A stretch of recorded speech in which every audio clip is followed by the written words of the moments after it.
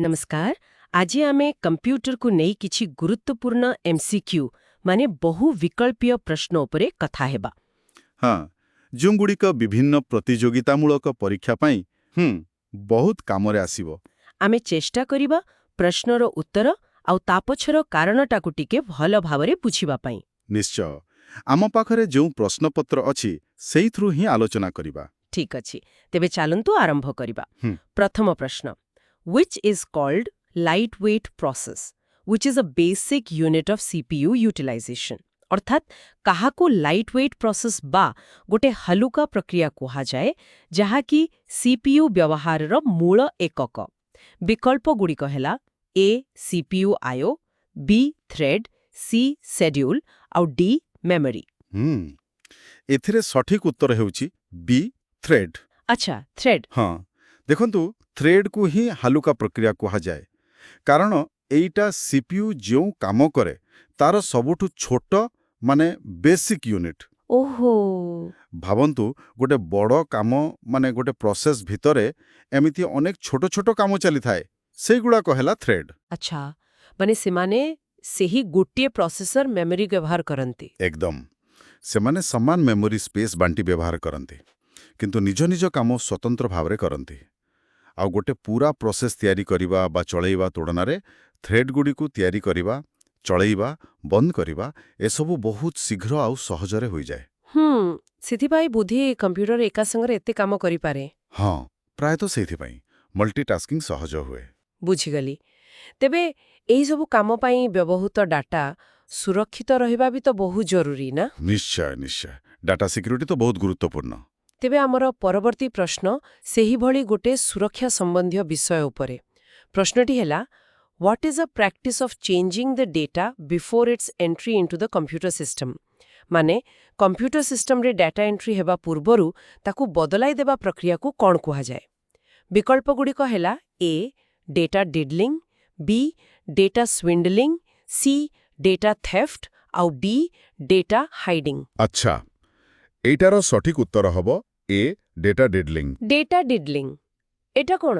हाँ डेटा डिडलिंग माने हेला कोनोसी डाटा कंप्यूटर सिस्टम रे पसिबा पूर्वरु किंबा पसिला बेले जानी सुनी माने अनधिकृत भावरे ताकू बदलै देवा। ओहो, यह एक प्रकार ठकेई बा टाम्परिंग। जेमिति कि धरंतु एकाउंटिंग सॉफ्टवेयर रे किछि टंका पैसार हिसाब एंट्री कराहुची आउ केही जणे सेही संख्या को बदलै देला। अच्छा, फलरे कोन हबो सिस्टम पूरा भूल हिसाब देखेबो। एइटा साधारणतः ठकेई करिया पई किंबा किछि क्षति पहुंचेबा उद्देश्य रे करा जाए। बापरे, एहा तो निश्चित भावे गोटे गंभीर साइबर अपराध। हाँ एकदम ठीक अछि। डाटा सुरक्षा परे एबे चलंतु डाटा स्टोरेज पाई जो हार्डवेयर व्यवहार हुए से विषय रे गोटे प्रश्न देखिबा। प्रश्नटी हेउछि, the term SATA used in the hard disk technology stands for what. अर्थात हार्ड डिस्क टेक्नोलॉजी रे व्यवहृत साटा शब्दर पूरा ना कोन। विकल्प अछि A serial advanced technology array, B synchronous advanced technology attachment, C serial advanced transfer array एवं D serial advanced technology attachment. हाँ एहार सठिक उत्तर हेउची D serial advanced technology attachment. Serial advanced technology attachment. हाँ, अच्छा, हाँ साटा माने हेला सीरियल एडवांस्ड टेक्नोलॉजी अटैचमेंट। एइटा गोटे कंप्यूटर बस इंटरफेस। इंटरफेस माने माने सरल भाषारे कहिले एहा गोटे संजोग करिवार व्यवस्था। एइटा कंप्यूटर मदरबोर्ड को आमर हार्ड ड्राइव एचडीडी किंबा आजिकाली जो एसएसडी आसुची। हाँ, एसएसडी। हाँ से ही सॉलिड स्टेट ड्राइव एसएसडी भली स्टोरेज डिवाइस सहित जोड़ी थाए। ओहो, आगुरु पीएटे बुली गोटे थिला पैरेलल एटा किंतु साटार स्पीड बहुत बेसी आ यार कार्यदक्षता भी भलो सेथिपने आबे प्राय सबुठी साटा ही व्यवहार हेउची। हाँ ठीक कहिले। आमे आजिकाली कंप्यूटर भितरे देखिले एई साटा पोर्ट ही थाए। एकदम टिके नुआ टेक्नोलॉजी विषय प्रश्न देखिबा। हाँ कौन अछि? प्रश्न हेउछि, in computer technology the term AR stands for. माने कंप्यूटर टेक्नोलॉजी रे एआर शब्दर अर्थ कोन? विकल्प गुड़िक हेला A artificial reality, B artificial resemblances, C augmented reality आउ डी ऑगमेंटेड रियलाइजेशन। ଏଇଟା ବି ବହୁତ ଚର୍ଚ୍ଚାରେ ଅଛି। ଏହାର ସଠିକ ଉତ୍ତର ହେଉଛି C augmented reality. Augmented reality AR। ହଁ AR ବା ଅଗମେଣ୍ଟେଡ୍ ରିଆଲିଟି। ଏଟା ଏମିତି ଏକ ଟେକ୍ନୋଲୋଜି ଯେଉଁଠି ଆମ ବାସ୍ତବ ଦୁନିଆର ପରିବେଶ ଉପରେ କମ୍ପ୍ୟୁଟର ଦ୍ୱାରା ତିଆରି କିଛି ଡିଜିଟାଲ ସୂଚନା ଯେମିତିକି ଚିତ୍ର, ଭିଡିଓ, ଶବ୍ଦ ଏସବୁକୁ ଓଭରଲେ କରାଯାଏ, ମାନେ ମିଶେଇ ଦିଆଯାଏ। ଆଚ୍ଛା, କେମିତି? ସାଧାରଣତଃ ଆମେ ଏହାକୁ ସ୍ମାର୍ଟଫୋନ୍ କ୍ୟାମେରା ଦେଇ କିମ୍ବା କିଛି ସ୍ୱତନ୍ତ୍ର AR ଚଷମା ପିନ୍ଧି ଅନୁଭବ କରିପାରୁ। ଏହା ଆମ ବାସ୍ତବ ଦୁନିଆ ଆଉ ଭର୍ଚୁଆଲ ବା ଡିଜିଟାଲ ଦୁନିଆର ଗୋଟେ ମିଶ୍ରଣ ଭଳି। ଓହୋ, ବୁଝିଲି। ଯେମିତି ସେ ପୋକେମନ୍ ଗୋ ଗେମ୍ରେ ହଉଥିଲା। ଏକ୍ଜାକ୍ଟଲି ସେୟା। ଆଉ ବି ଅନେକ ଉଦାହରଣ ଅଛି। ଯେମିତି କିଛି ସପିଂ ଆପ୍ରେ ଆପଣ ଗୋଟେ ଫର୍ଣ୍ଣିଚର କିଣିବା ଆଗରୁ ତାକୁ ନିଜ ଘରେ ରଖିଲେ କେମିତି ଦେଖାଯିବ ସେଟା AR ମାଧ୍ୟମରେ ଦେଖିପାରିବେ। ବା, ଏଟା ବାସ୍ତବିକ ବହୁତ ରୋଚକ ଟେକ୍ନୋଲୋଜି। ହଁ, ଆଉ ଏହାର ବ୍ୟବହାର ଦିନକୁ ଦିନ ବଢ଼ିବାରେ ଲାଗିଛି। ପ୍ରଶ୍ନଟି ଇଂରାଜୀରେ ହେଉଛି which device that selects between several analog or digital input signals and forwards the selected input to a single output line। ଏହାର ଓଡ଼ିଆ ଅର୍ଥ ହେଲା କେଉଁ ଉପକରଣ ବା ଡିଭାଇସ୍ ଏମିତି ଅନେକଗୁଡ଼ିଏ ଆନାଲଗ କିମ୍ବା ଡିଜିଟାଲ ଇନପୁଟ ସିଗ୍ନାଲ ଭିତରୁ ଗୋଟେ ବାଛେ। ଗୋଟିଏ ମାତ୍ର। ହଁ, ଆଉ ସେଇ ବଛାଯାଇଥିବା ଇନପୁଟକୁ ଗୋଟେ ସିଙ୍ଗଲ ଆଉଟପୁଟ ଲାଇନକୁ ପଠାଏ। ଆଚ୍ଛା। ବିକଳ୍ପଗୁଡ଼ିକ ହେଲା ଏ ମଲ୍ଟିପ୍ଲେକ୍ସର, ବି ରାଉଟର, ସି ମଡୁଲେଟର, ଡି ଲେନ୍। ତ ଏଠି ସଠିକ ଉତ୍ତର ହେଉଛି, ମତେ ଲାଗୁଛି, ଏ ମଲ୍ଟିପ୍ଲେକ୍ସର। ମଲ୍ଟିପ୍ଲେକ୍ସର, ଯାହାକୁ ମକ୍ସ ବି କହନ୍ତି ନା, ଏଇଟା କେମିତି କାମ କରେ ଟିକେ? ହଁ, ଦେଖନ୍ତୁ, ମଲ୍ଟିପ୍ଲେକ୍ସରର କାମ ହେଲା ବହୁତ ଗୁଡ଼ିଏ ଇନପୁଟ ଲାଇନରୁ ଡେଟା ନେବ। ଆଚ୍ଛା। ଆଉ ସେ ସବୁକୁ ଗୋଟିଏ ମାତ୍ର ଆଉଟପୁଟ ଲାଇନ ଦେଇ ପଠେଇବ। ମାନେ ଆପଣ ଭାବିପାରନ୍ତି ଏକ ପ୍ରକାର ଟ୍ରାଫିକ ପୋଲିସ ଭଳି। ଓହୋ, ଭଲ ଉଦାହରଣ। ହଁ, ଯେମିତି ଅନେକ ରାସ୍ତାରୁ ଗାଡ଼ି ଆସୁଛି, ସେ ସମସ୍ତଙ୍କୁ ଗୋଟେ ଲେନ୍ରେ ଛାଡୁଛି। କମ୍ୟୁନିକେସନ ସିଷ୍ଟମରେ ଏମିତି କଲେ ଗୋଟି ଚ୍ୟାନେଲକୁ ଆହୁରି ଭଲରେ ବ୍ୟବହାର କରିହୁଏ, ଦକ୍ଷତା ବଢ଼େ। ବୁଝିଗଲି, ବଢ଼ିଆ। ଆସନ୍ତୁ ପରବର୍ତ୍ତୀ ପ୍ରଶ୍ନ ଦେଖିବା। ପ୍ରଶ୍ନ 6 ଇଂରେଜୀରେ which was the first electronic programmable computer and was similar but faster than the Colossus? କଲୋସସ୍। ହଁ, ଅର୍ଥାତ୍ କଲୋସସ୍ ପରି କିନ୍ତୁ ତାଠାରୁ ଅଧିକ ବେଗରେ ଚାଲୁଥିବା ପ୍ରଥମ ଇଲେକ୍ଟ୍ରନିକ୍ ପ୍ରୋଗ୍ରାମେବଲ୍ କମ୍ପ୍ୟୁଟର କେଉଁଟା ଥିଲା? ଆଚ୍ଛା। ବିକଳ୍ପଗୁଡ଼ିକ ହେଲା A differential analyser, B abacus, ନା, ଆବାକସ୍ ତ ନୁହେଁ। C ENIAC, D analogue computer. ଏହାର ସଠିକ ଉତ୍ତର ହେଉଛି ସି NIAC। ENIAC। ହଉ, ଏ ବିଷୟରେ ବହୁତ ଶୁଣାଯାଏ। ଟିକେ ଅଧିକ କହିବେ କି ୟା ବିଷୟରେ? ନିଶ୍ଚୟ। ENIC ମାନେ electronic numerical integrator and computer. ଏଇଟା ହିଁ ଥିଲା ପ୍ରଥମ ପୂରାପୂରି ଇଲେକ୍ଟ୍ରୋନିକ୍ ଆଉ ଜେନେରାଲ ପର୍ପସ୍ ମାନେ ସାଧାରଣ କାମ ପାଇଁ ପ୍ରୋଗ୍ରାମ କରି ହେଉଥିବା କମ୍ପ୍ୟୁଟର। ଆଚ୍ଛା। ଆଉ କୋଲୋସସ୍, ସେଇଟା ମୁଖ୍ୟତଃ ଦ୍ୱିତୀୟ ବିଶ୍ୱଯୁଦ୍ଧ ସମୟରେ କୋଡ୍ ବ୍ରେକିଂ ପାଇଁ ବ୍ୟବହାର ହେଉଥିଲା। ENI ତାଠୁ ବହୁତ ବେଗବାନ ଥିଲା, ବିଶେଷ କରି ଜଟିଳ ଗଣିତ କରିବା ପାଇଁ। ବହୁତ ବଡ଼ ବି ଥିଲା ଶୁଣିଛି। ହଁ, ବହୁତ ବଡ଼, ଗୋଟେ ପୁରା ରୁମ୍ ନେଇଯାଉଥିଲା। ବଢ଼ିଆ ତଥ୍ୟ। ଏବେ ଟିକେ ସଫ୍ଟୱେର ଆଡକୁ ଯିବା। ଫାଇଲ୍ ଏକ୍ସଟେନସନ୍ ବିଷୟରେ। ପ୍ରଶ୍ନ 8 files with what extension in Windows operating system indicates that the file is an executable file। ମାନେ ୱିଣ୍ଡୋଜ୍ ଅପରେଟିଂ ସିଷ୍ଟମରେ କେଉଁ ଫାଇଲ୍ ଏକ୍ସଟେନସନ୍ ଦେଖିଲେ ଆମେ ଜାଣିବା ଯେ ସେହି ଫାଇଲଟାକୁ ଚଲେଇ ହେବ, ମାନେ ଏକ୍ଜିକ୍ୟୁଟେବଲ୍। ଏଇଟା ବହୁତ କମନ୍ କିନ୍ତୁ ଗୁରୁତ୍ୱପୂର୍ଣ୍ଣ। ବିକଳ୍ପଗୁଡ଼ିକ ହେଲା ଏ EXE, ହଁ, ଏକ୍ଜିକ୍ୟୁଟ୍, PDF, CMD। ଏଥିରେ ତ କନଫ୍ୟୁଜନ୍ ହେବା କଥା ନୁହେଁ। ସଠିକ ଉତ୍ତର ହେଲା ଏ EXE। .exe ଫାଇଲ୍, ଆମେ ଯୋଉ ଡବଲ କ୍ଲିକ୍ କଲେ ପ୍ରୋଗ୍ରାମ ଚାଲେ ସେଇଟା। ଏକ୍ଜାକ୍ଟଲି ଠିକ୍। .exe ଏକ୍ସଟେନସନ୍ ଏଇଟା ହିଁ ସୂଚାଏ ଯେ ଫାଇଲଟା ଏକ୍ଜିକ୍ୟୁଟେବଲ୍, ମାନେ ସେଥିରେ କମ୍ପ୍ୟୁଟର ବୁଝିପାରିବା ଭଳି ନିର୍ଦ୍ଦେଶ ଅଛି ଆଉ OS ତାକୁ ସିଧା ଚଲେଇ ପାରିବ। ଆଚ୍ଛା। ଆମେ ଯେତେବେଳେ କିଛି ସଫ୍ଟୱେର ଇନଷ୍ଟଲ୍ କରୁ, ତାର ଯୋଉ ମୂଳ ସେଟଅପ୍ ଫାଇଲ୍ ଥାଏ, ସେଇଟା ସାଧାରଣତଃ .exe ହିଁ ଥାଏ। ବୁଝିଗଲି, ବହୁତ ସ୍ପଷ୍ଟ ହେଇଗଲା। ଆଗକୁ ବଢ଼ିବା।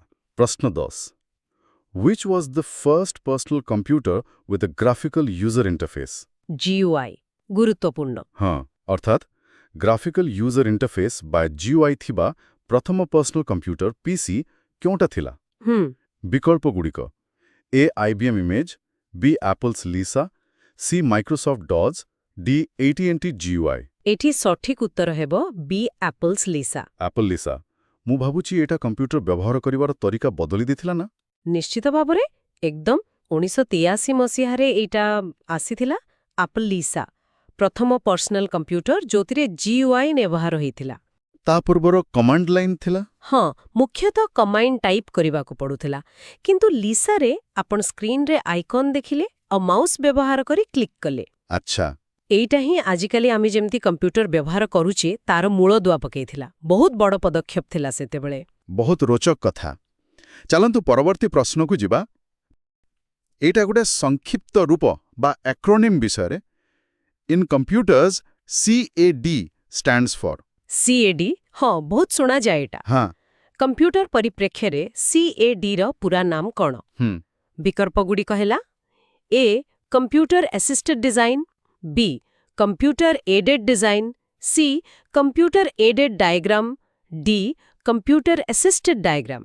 ଦେଖନ୍ତୁ, ଏଇ ଦୁଇଟା ଅପସନ୍ ଭିତରେ ଟିକେ କନଫ୍ୟୁଜନ୍ ହେଇପାରେ ଆସିଷ୍ଟେଡ୍ ଆଉ ଏଡେଡ୍ ଭିତରେ। ହଁ, ଲାଗୁଛି ସେମିତି। କିନ୍ତୁ ସଠିକ୍ ଉତ୍ତର ହେଉଛି B.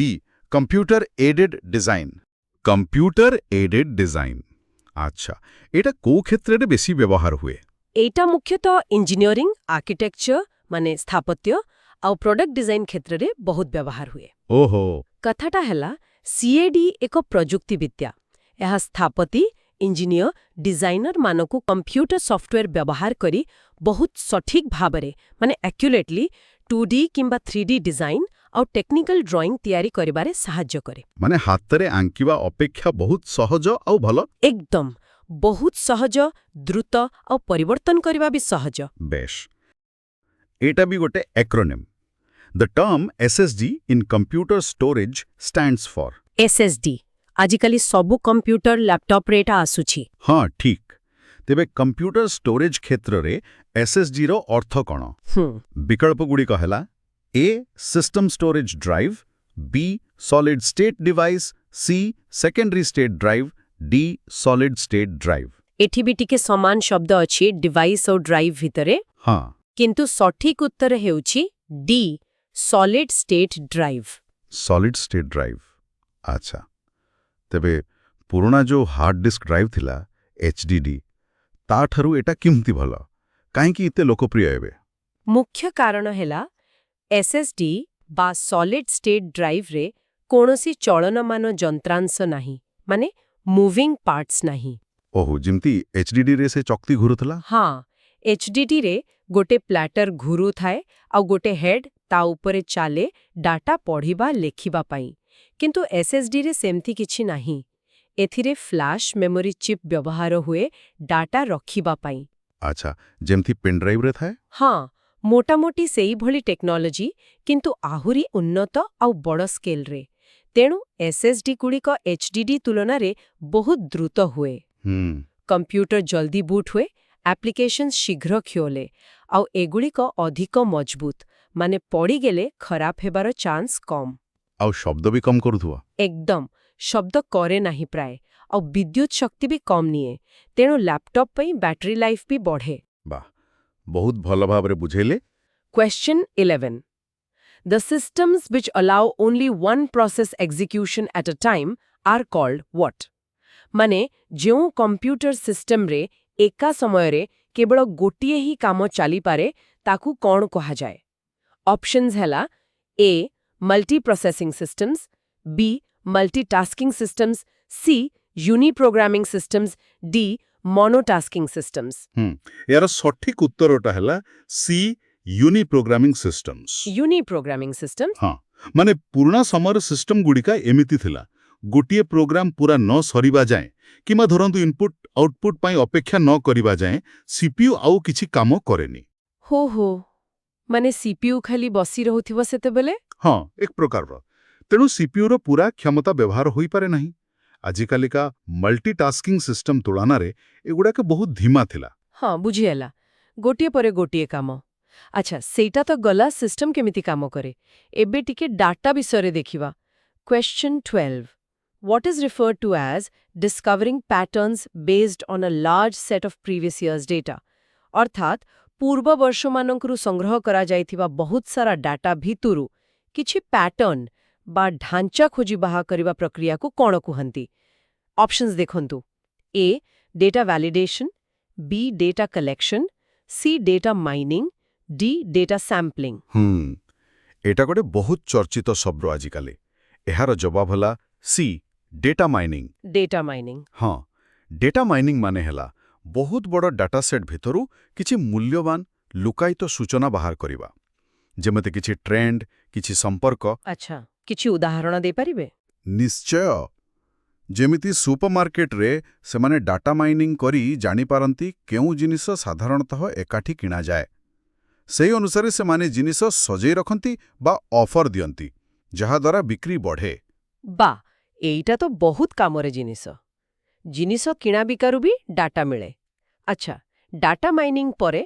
आसंतु गोटे ऑडियो फॉर्मेट कथा देखिवा question 13 FLAC stands for FLRC रो पूरा नाम कोन ऑप्शंस हैला A free lossless authenticated codec B free lossless audio codec C file loss audio codec D file lossless audio codec एहारो ठीक विकल्प हेउची B free lossless audio codec free lossless audio codec lossless हाँ lossless FLRC गोटे खास audio compression format एहार मजा कथा हैला एहा ऑडियो फाइल रो साइज तो कमाए किंतु क्वालिटी टिके भी कम करेनी माने कोनोसी डाटा हजी जाए नहीं सेइथि पई लॉसलेस अच्छा MP3 परी नुहे ना MP3 हेउची लॉसी सेथिरे फाइल साइज कमेइबा पई किछि ऑडियो डाटा को बाद दिया जाए जहां आमे साधारणतः सुनी पारुनु बोली धरा जाए तेबे एई लॉसी आउ लॉसलेस भितरे साधारण लोकों को किछि फरक जणा पड़े कि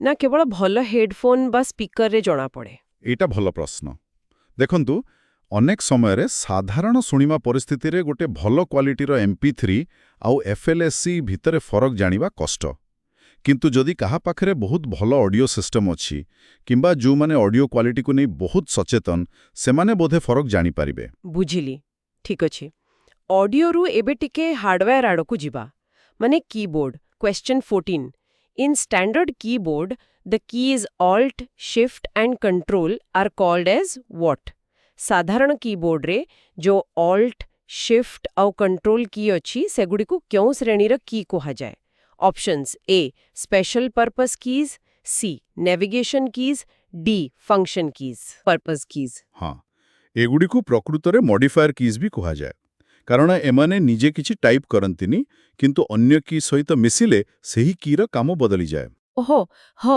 जेमिति कंट्रोल संगरे सी दबाइले कॉपी हुए किंतु खाली सी दबाइले सी टाइप हुए एकदम ठीक एमाने अन्य की र कार्य को मॉडिफाई करंती बा बदलांती सेइथिपाई मॉडिफायर कीज बा स्पेशल पर्पस कीज हाँ एगुड़ाक बिना तो आमर कंप्यूटर रे अधा काम हेबनी शॉर्टकट सबु एइथिरे ही चाले निश्चय अच्छा कीबोर्ड परे एबे टिके सुरक्षा कथा देखिबा question 15 what is any mechanism which bypasses a normal security check or encryption in a computer माने कंप्यूटर रे जो साधारण सुरक्षा व्यवस्था थाए किमा डाटा को एन्क्रिप्ट करा जाय थाए ताकू एड़ेई देई भीतर को पसिबार जे कोनोसी उपाय को कोन कोंती options A Trojan horse B virus C logic bomb D backdoor एटा गोटे गुरुत्वपूर्ण सुरक्षा प्रसंग यहाको कुहा जाए डी बैकडोर बैकडोर पछ दुआर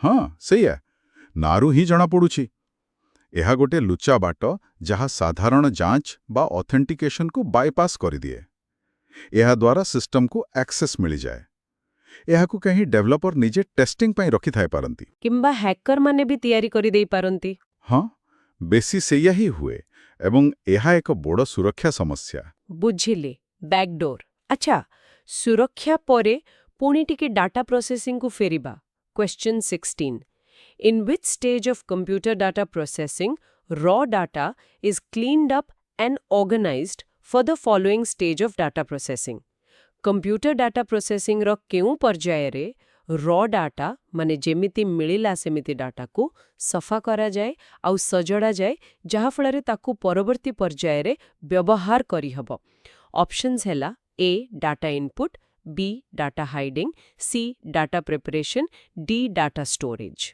एही पर्यायटी को कहंती C data preparation data preparation. हाँ यहाँकु डाटा क्लीनिंग किबा डाटा प्री प्रोसेसिंग भी कुहा जाए।